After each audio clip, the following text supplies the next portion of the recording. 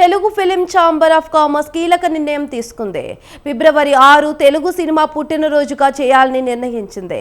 ఇకపై ప్రతి ఏడాది ఈ రోజును తెలుగు సినిమా పుట్టినరోజుగా నిర్వహించాలని నిర్ణయించామన్నారు. ప్రభుత్వం అందించే అవార్డులతో పాటు ఛాంబర్ తరపు నుంచి వివిధ కేటగిరీలో అవార్డులు కూడా అందించాలని నిర్ణయం జరిగిందన్నారు. తెలుగు సినిమా పుట్టినరోజున ప్రతి సినిమా నటుడు ఇంటిపై థియేటర్ల వద్ద ప్రత్యేకంగా జెండా ఆవిష్కరించాలని నిర్ణయం జరిగిందని చెప్పారు. ఈ జెండా రూపకల్పన బాధ్యతను సీనియర్ రచయిత పరుచూరి గోపాలకృష్ణకు అప్పగించినట్లు చెప్పారు.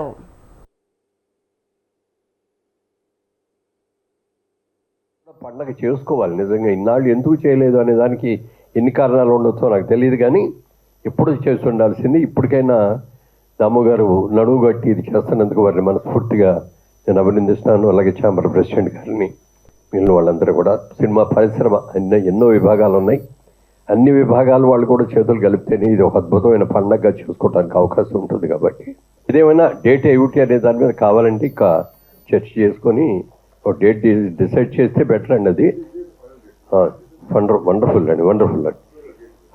ఈ కార్యక్రమాన్ని నిన్న దామోగారు చెప్పినప్పుడే ఫోన్ చేసి చెప్పినప్పుడే అన్నారు, చాలా పెద్ద ఎత్తున చేద్దామని అనుకున్నామండి. ఇది ఫస్ట్ ఇయర్ కదా, డేట్ మళ్ళీ దాటిపోతుంది, వాళ్ళు సింపుల్గా చేద్దాం ఈ సంవత్సరం, నెక్స్ట్ ఇయర్ నుంచి దాన్ని చాలా గ్రాండ్గా చేద్దామని చెప్పి ఆయన చెప్పారు. చాలా చాలా సంతోషం అండి.